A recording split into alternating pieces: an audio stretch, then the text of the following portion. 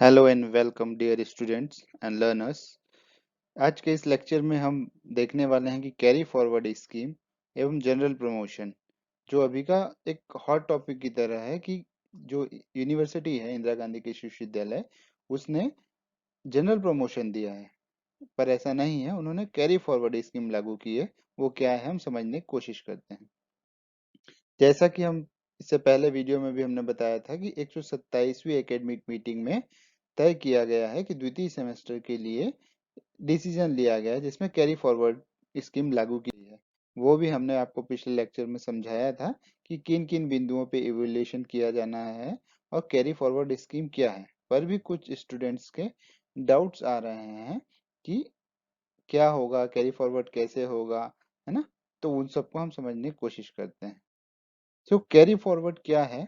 तो carry forward scheme जो है उससे तात्पर्य है कि कोई भी विद्यार्थी या कोई भी स्टूडेंट्स है उसका जो मूल्यांकन होगा वो आंतरिक तरीके से होगा। मतलब जो आपके कोर्स टीचर या क्लास टीचर हैं, पर्टिकुलरली कोर्स टीचर हैं, उनके द्वारा तय किया जाएगा कि आपको क्या मार्क्स मिलने वाले हैं।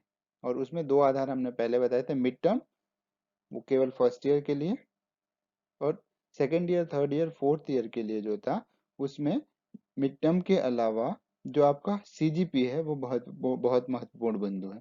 तो उनके अनुसार आपको अगली कक्षाओं में प्रमोट किया जाएगा उन आधारों पर, है ना, या कैरी फॉरवर्ड किया जाएगा।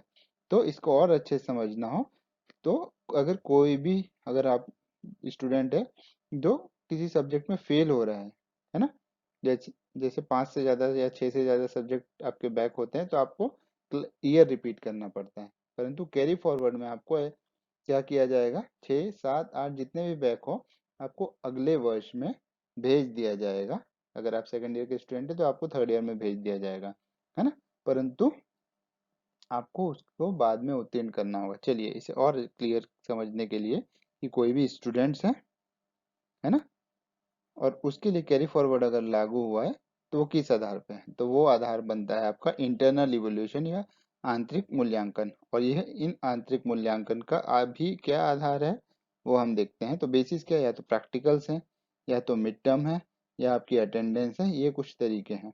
और उसका रिजल्ट क्या हो सकता है, इस आंतरिक मूल्यांकन का तो दो रिजल्ट हो सकते हैं, या तो आप पास हो सकते हैं या तो आप फेल हो सकते हैं। चलिए, तो इसी आधार पे अगर कोई स्टूडेंट फेल होता है तो उसे कैरी फॉरवर्ड किया जाएगा अगले वर्ष में। अगर सेकेंड ईयर का है तो उसे थर्ड ईयर में कैरी फॉरवर्ड किया जाएगा।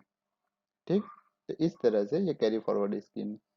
और जो दूसरी, चलिए इस कैरी फॉरवर्ड स्कीम को हम और अच्छे से समझने की कोशिश करते हैं कि ये है क्या। एक एग्जांपल लेके हम देखते हैं।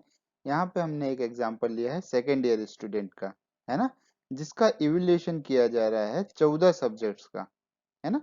और इसमें जो है इंक्लूडिंग बैक, तो बैक के सब्जेक्ट भी शामिल है जिसमें उसके बैक थे। तो यहाँ हम मान लेते हैं कि इन 14 सब्जेक्ट्स में से उसके जो अभी के फ्रेश कोर्सेज थे वो थे 9, और बैक के सब्जेक्ट थे 5 जो फर्स्ट ईयर सेकेंड सेमेस्टर के उसके थे, है ना, जो अभी वो सेकेंड ईयर सेकेंड सेमेस्टर में देने वाला था। और आफ्टर इंटरनल इवैल्यूएशन, जो इंटरनल इवैल्यूएशन किया गया है उसमें उसने 7 सब्जेक्ट पास किए हैं और 7 सब्जेक्ट में वो फेल कर गया है। तो उसका क्या होगा? तो इस आधार पे भी, जैसे आप जानते हैं यूनिवर्सिटी का जो नॉर्मल रूल है उसमें 6 से ज्यादा बैक होते हैं तो उसे उस ईयर को रिपीट करना होता है। पर अभी की इस एबनॉर्मल सिचुएशन में उसे कैरी फॉरवर्ड किया गया है। जो कैरी फॉरवर्ड कर दिया जाएगा मीन्स उसे थर्ड ईयर में भेज दिया जाएगा। तो ये जनरल प्रमोशन नहीं है, उसे कैरी फॉरवर्ड किया गया है। जो after carry forward third year second semester जब आएगा तो उसे इन फेल्ड 7 सब्जेक्ट्स, है ना, जो ये 7 सब्जेक्ट उसने फेल किए हैं, तो इन फेल्ड 7 सब्जेक्ट्स का उसे थर्ड ईयर सेकेंड सेमेस्टर में एग्जाम देना पड़ेगा, है ना। बट जनरल प्रमोशन में क्या होता है, जनरल प्रमोशन में आपको नेक्स्ट ईयर में भेज दिया जाता है, देन आपको कोई पेपर देने की आवश्यकता नहीं होती। तो ये क्लियर रखें, ये जनरल प्रमोशन नहीं है, कैरी फॉरवर्ड है। आपको नेक्स्ट ईयर इसके एग्जाम देने होंगे। दूसरा जो जनरली स्टूडेंट समझ रहे हैं, जनरल प्रमोशन, है ना, इसे लोग जनरल प्रमोशन के नाम से बार बार कह रहे हैं, परंतु ये जनरल प्रमोशन नहीं है। इसमें क्या किया गया, जनरल प्रमोशन क्या होता है? जनरल प्रमोशन से सिंपल मीनिंग है, तात्पर्य है कि विद्यार्थी को या स्टूडेंट्स को बिना किसी परीक्षा या बिना किसी मूल्यांकन के अगली कक्षा में या वर्ष में भेज दिया जाता है ना।